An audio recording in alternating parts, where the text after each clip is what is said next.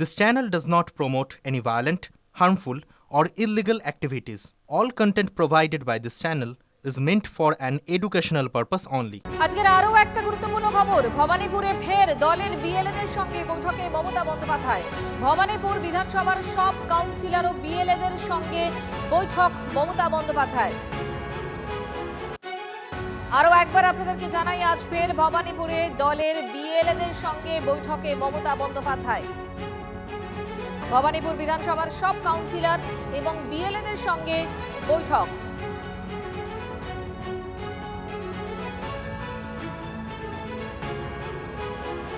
সৌরভ গুহ আমাদের প্রতিনিধি এই মুহূর্তে আমাদের সঙ্গে রয়েছেন। সৌরভ, এই যে হঠাৎ আজকে আচমকা এই যে বৈঠক মমতা বন্দ্যোপাধ্যায়ের, কারণ কি?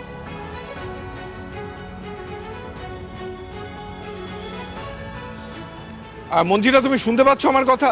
হ্যাঁ, বলো প্লিজ।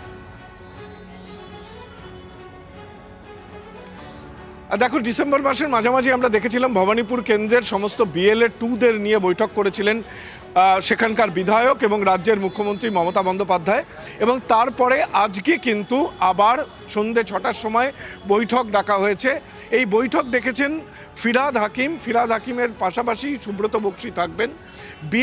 বিএলএ 2, যা ভবানীপুর কেন্দ্রে প্রচুর পরিমাণে অবাঙালি ভোটার রয়েছেন, গুজরাটি, পাঞ্জাবি, মারোয়ারি, এবং বিভিন্ন সময় লোকসভা ভোটের নিরিখে এই ভোট কিন্তু বিজেপির দিকে গেছে।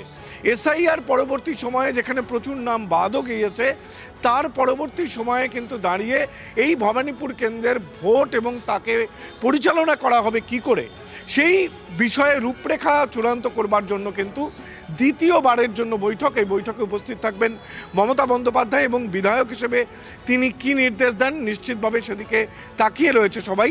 এবং আরও একটা দিক, বিজেপি টার্গেট করেছে ভবানীপুরকে। বারংবার শুভেন্দু অধিকারীকে শোনা যাচ্ছে ভবানীপুরে হারানোর ডাক দিচ্ছেন তিনি, হুঙ্কার দিচ্ছেন তিনি। এই পরিপ্রেক্ষিতে এই দ্বিতীয়বার বিএলএ 2দের নিয়ে, ভবানীপুরের বিএলএ 2দের নিয়ে বসছেন। নজর থাকবে সৌরভ, ধন্যবাদ। এসআইআর আবহে মৃতদের নিয়ে দিল্লিতে আন্দোলনে তৃণমূল কংগ্রেস। শুনানি আতঙ্কে মৃত্যুর জেরে এফআইআর হয়েছে দাবি করেনি কোনো পরিবারও।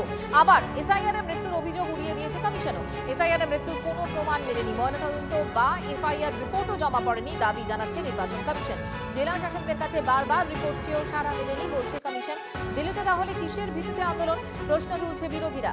মিথ্যের ওপর ভর করেই আন্দোলনে তৃণমূল, অভিযোগ বিজেপি। আর কি খাওয়া দাওয়া বন্ধ করে দুশ্চিন্তায় আর কি ভেঙে পড়ছে, মানে প্রতিদিন মারা। আপনারা থানাতে কোনো অভিযোগ করছিল লিখিত? থানাতে না, আপনারা কমপ্লেন করেননি কেন? কমপ্লেন করেননি কেন? কমপ্লেন বলতে কি, দেখেন ওনারা মানে পুলিশ তো এখানে আসছেই, হ্যাঁ হ্যাঁ, ঠিক আছে, হ্যাঁ, আসার পর তো যা যা করণীয়, যা যা হওয়ার তো তা তো হয়ে গেছে। হ্যাঁ হ্যাঁ, তো এখানে আর কমপ্লেন করবো? টিএমসি করি, আমাদের দল সবাই আসছে, আমাকে আশ্বাসও দিছে পাশে আসি, থাকবো সারা জীবন আসি, আশ্বাসও দিছে। এই আশায় আমি চলছি। মানে আপনাদের নেতৃত্ব যারা আসছিল তারা যেহেতু আশ্বাস দিয়েছে, সেই জন্য আর আপনারা থানায় অভিযোগ করেন না, তাই তো? মানে ব্যাপারটা কি তাহলে? এটাই তো ব্যাপার, এটাই। আমি চাই আমার স্বামীর যদি একটা ভালো কাজ হয়ে যায়, হ্যাঁ। খুব ভালো। আচ্ছা, না এটা কি আশ্বাস দিয়ে গেছিল কিছু? হ্যাঁ, বলে গেছে। কারা বলছিল? টিএমসির লোক বলে গেছিল। বলে গেছিল? আসছিল কলকাতা থেকে, উনি বলে গেছে আচ্ছা আচ্ছা, যে আমরা সে আছি, একটা কাজের ব্যবস্থা করে দিই। এখন জানি না কবে দিবে, কিন্তু আমাদের সমস্যা আছেই এখন। এটা তো এর মধ্যে দুটো শ্রেণীর ঘটনা আছে। একটা হচ্ছে যে যারা বিএলও বিভিন্ন কারণে তাদের মৃত্যু হয়েছে। আমরা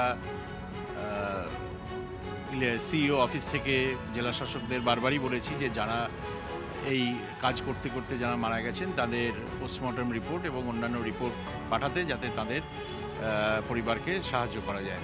এটা এবং যারা শুনানি কেন্দ্রে আসার পথে বা শুনানি কেন্দ্র থেকে ফেরত যাওয়ার পথে মারা গেছেন, এরকম কিছু কেস হয়ে থাকতে পারে, কিন্তু এটা তো শুনানির সাথে যোগ এস্টাবলিশ করা খুবই ডিফিকাল্ট যে এটা শুনানির জন্যই তিনি মারা গেছেন, এমনিতেও মারা যেতেন কিনা বা অন্য কোনো কারণে মারা যেতেন কিনা, এটা তো এখান থেকে বলা সম্ভব নয়। মানে আমাদের পক্ষে, আমরা তো কোনো এরকম রিপোর্ট কোনো জেলা শাসকের কাছ থেকেই পাইনি এখনও, কিন্তু যদি পাই তাহলে ডেফিনেটলি আমরা ইলেকশন কমিশনের সাথে টেক আপ করব।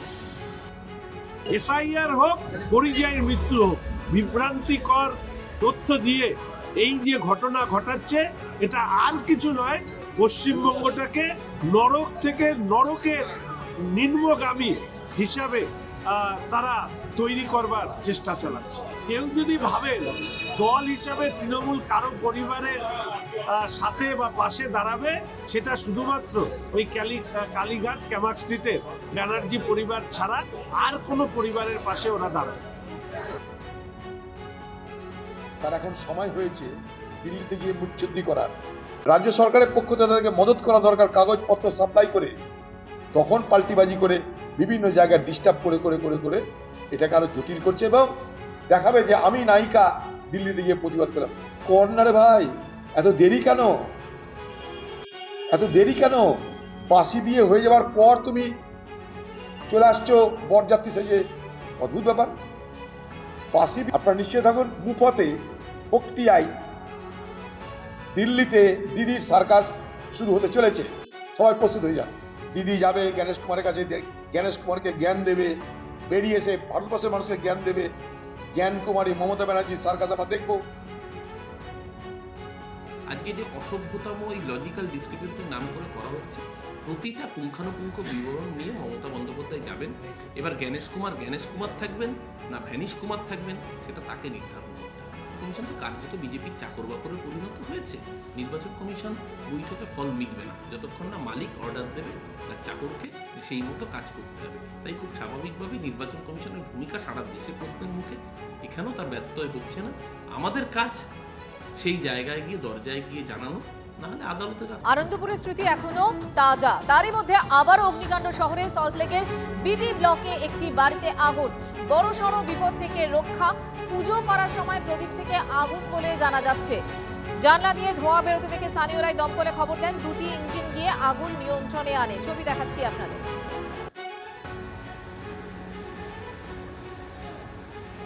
এই মুহূর্তে ছবি দেখাচ্ছি আপনাদের সল্টলেকের বিডি ব্লক, সেখানে একটি বাড়িতে আগুন। এখনো পর্যন্ত প্রাথমিকভাবে যেটা জানা যাচ্ছে, পুজো করার সময় প্রদীপ থেকে আগুন লাগে। জানলা দিয়ে ধোঁয়া বেরোতে দেখে স্থানীয়রাই দমকলে খবর দেন, দুটি ইঞ্জিন ঘটনাস্থলে পৌঁছয়, পরিস্থিতি নিয়ন্ত্রণে আনে।